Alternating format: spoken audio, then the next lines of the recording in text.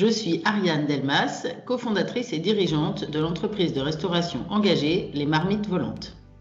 Je pense qu'il n'y a pas de pire erreur absolue. Moi, la pire erreur aurait été de me lancer seule, parce que je suis quelqu'un qui travaille dans le collectif, qui aime l'esprit d'équipe et qui a à la fois besoin des autres et où je pense que je suis meilleure quand je suis avec d'autres.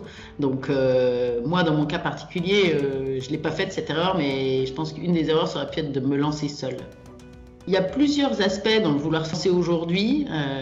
Je pense qu'il y a un aspect qui est important pour nous aux Marmites Volantes et qu'il a été dès le début, c'est de se dire que l'économie sociale et solidaire, elle sera pérenne uniquement si elle est ancrée dans une réalité économique. Donc, sociale, solidaire, certes, mais il faut envisager tout de suite quel est le business model et quelles sont les échéances. Ça ne veut pas forcément dire faire beaucoup de bénéfices, faire beaucoup d'argent, mais en fait, pour pouvoir durer, nos entreprises, elles ont besoin d'être équilibrées et rentables d'un point de vue économique. Et ça, je pense qu'il faut y penser dès le début. Je pense que j'investirais davantage de temps, peut-être un peu plus d'argent, mais bon, ça reste à définir, mais au moins du temps humain dans la communication.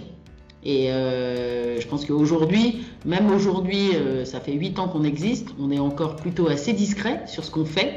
On fait beaucoup de choses, on le dit pas trop, à la fois par manque de temps, mais aussi dans une forme d'humilité qui est pas toujours au bon endroit, je pense.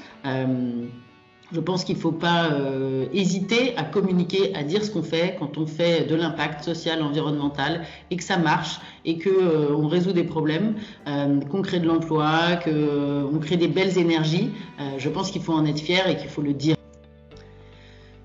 Je dirais que le mot, c'est accompagnement.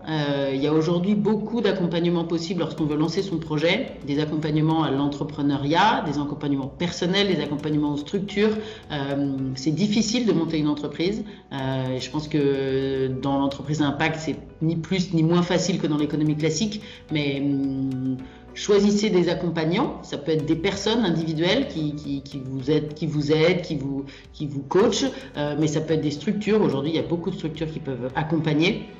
Je pense que la réussite, elle est aussi liée au fait qu'on est capable d'entendre et d'écouter de bons conseils.